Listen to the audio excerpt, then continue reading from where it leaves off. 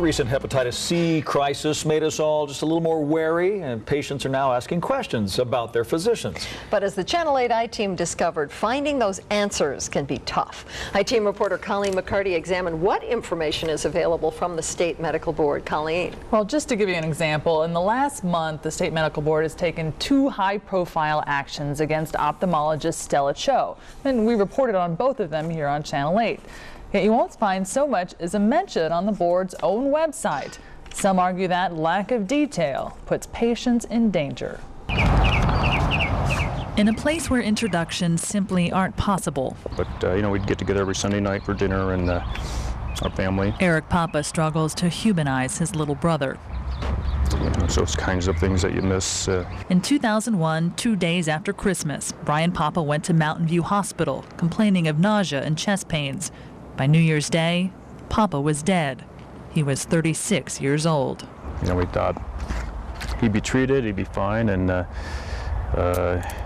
he would go on with his life. Didn't work out that way. The State Board of Medical Examiners found Papa's admitting physician, Dr. Dule Ezeanuli, guilty of malpractice for failing to use reasonable care, skill, or knowledge in the diagnosis of Papa. In September of 2006, the board issued a 2-sentence press release, noting only the malpractice finding and the penalty. I would want to know if that person died. I would want to know if that person lost a limb, if that person is now confined to a wheelchair as a result of something a doctor did. Those are the kinds of things that I think medical consumers want to know. And nowhere is that information available in this news release. Or in most of the news releases issued by the board. Some additional information can be gleaned from the agency's public records, but instead of availability on a website, they require a phone call to obtain. I think all the public, the records which are legally accessible to the public, probably should be made more accessible. Dr. Benjamin Rodriguez is the vice president of the board. Do we need to put a 2 or 3 page synopsis on each of these things?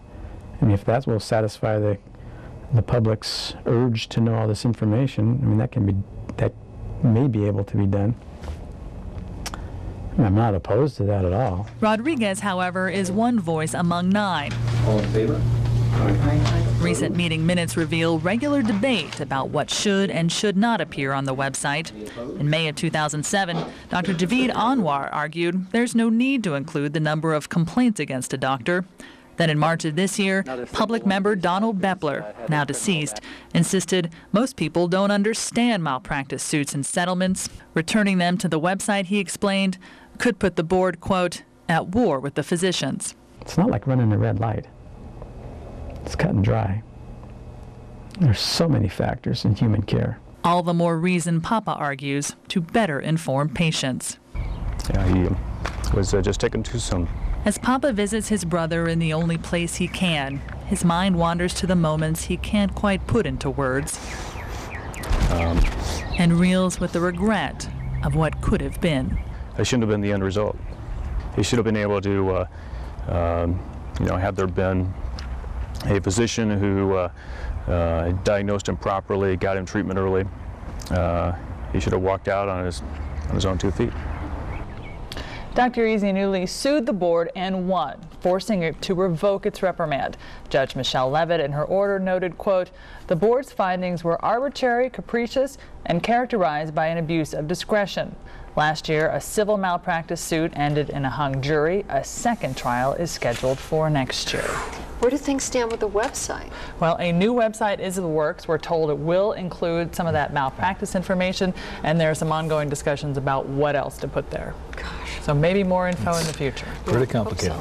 Thank you, Colleen.